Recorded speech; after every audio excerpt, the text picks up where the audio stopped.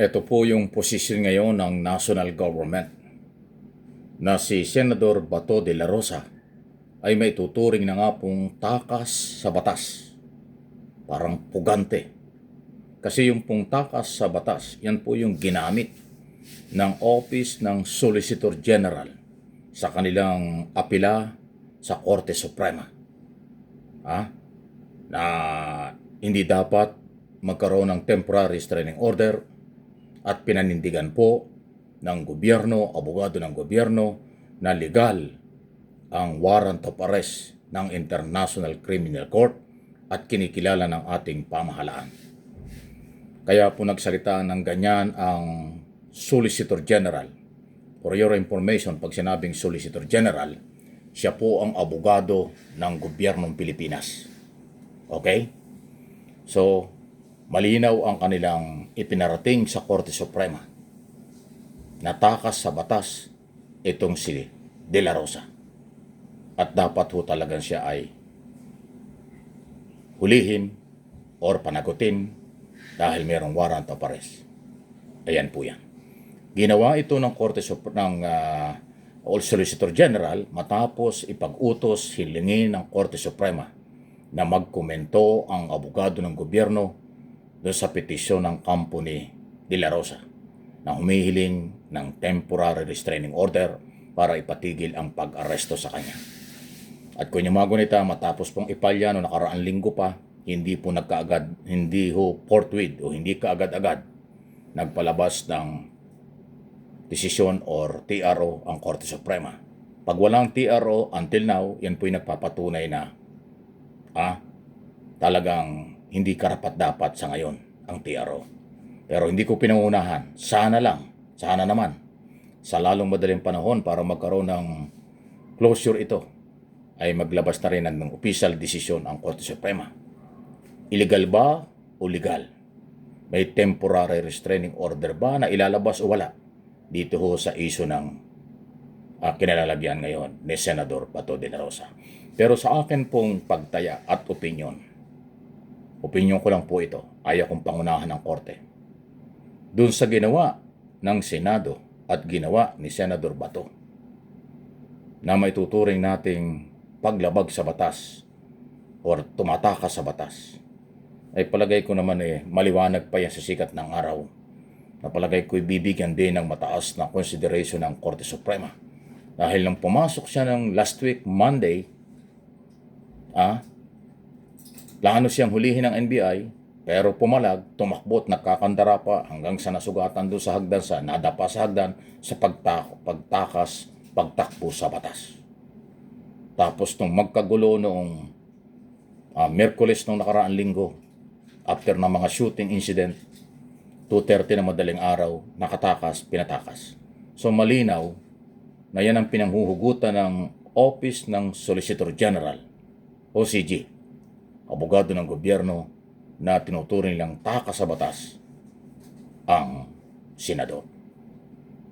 At yung ipinakitang yan ng Senado na hindi nila isinurrender, pinurteksyonan pa, pinatakas o pinabayaang makaalis o makatakas, yan po ay mali. At palagay kong nakikita yan ng ating mga maestrado ng Supreme Court. Kasi sa totoo lang, pag yung mga isyong ganon ay binaliwala, mahirap po yan. Huwag nating kalilimutan na ang trabaho ng Korte Suprema, sila po ang nagsasabi kung konstitusyonal or unconstitutional, legal ba o illegal ang proseso, ang mga batas na pinairal, including warrant of arrest laban kahit kanino man, hindi lang dahil sa senador. Yan po yan. Kaya sa akin pong, again, personal opinion, mabigat na basihan, ground ng Solicitor General kung bakit kanilang naituring na takas sa batas si Senador Bato de la Rosa. Dahil dun sa nangyari, nakakaya, nagkaroon ng putukan dahil sa isang senador. Pagkatapos nun nakatakas, pinatakas. May report pa ngayon na tila talagang sasakyan ni Senador Robin Padilla ang sinakyan sa pagtakas. At sinasabi nga si Robin Padilla pa nagmaneho, although dinideny o kung hindi man dinideny, Naghihintay daw ho si Robin Padilla ng investigasyon. Ayan ho yung nakakalungkot eh. Kung ginawa, bakit ayaw aminin? Pero hindi naman niya direktang ma-deny. So malamang totoo. Eh kung totoo yan, anong mukhang meron tayo sa ating kababayang nakakaintindi ng takbo ng gobyerno? Senador mag-i-escort sa isang takas sa batas. Senador mag-i-escort sa isang senador na umiiwas sa batas. Wow, kahiya-hiya talaga. So, again, sana nga po sa lalong madaling panahon ay maglabas ng malinaw at sigurado namang may basihan. Siyempre, Korte Suprema yan, mataas ang ating respeto at igagalang natin ang lahat ng kanilang magiging desisyon. Nasa Korte Suprema. Kung yung mga gunita nung araw ng Miyerkules na magkagulo, nagsalita si Pangulong Marcos, kaya daw nila inutusan pala ang lahat ng law enforcement agency, including NBI, na huwag munang gumalaw kasi nga nasa Supreme Court yung kaso. Hihintayin yung desisyon. Ang problema ay sinamantala naman ni Bato de la Rosa na habang siya may petition sa Supreme Court, bigla naman siyang nawala.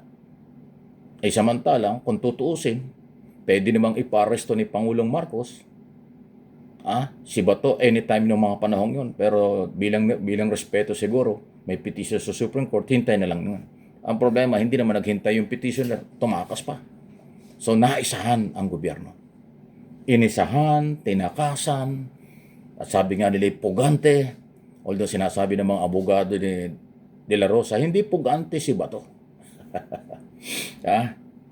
Ay di, kung hindi Bato, bulak na lumipad, bulak na nadala ng hangin, styrofoam na lumipad, hindi kasing tigas ng bato. Kasi ang bato hindi nalilipad yan eh. Eh di bulak na lang, o styrofoam na lang, lumipad, nawala. Sumakay sa kotse ni Padilla. Grabe talaga, no? Only in the Philippines talaga. Matatawa ka na sa sitwasyon eh. Pero alam po ninyo, hindi naman nagmamagaling itong aking mga channel at ang inyong lingkod. May pinanghuhugutan ng ating mga pinag-uusapan at opinyon at inirerespeto natin ang ating Korte Suprema. Siya lang naman ho talaga ang makapangyarihan sa lahat. Ang mga senador, pwede nating irespeto paminsan-minsan, pero madalas yata hindi eh. Kasi sila yung mambabatas, tagagawa ng batas. Hindi ko naman nila lahat.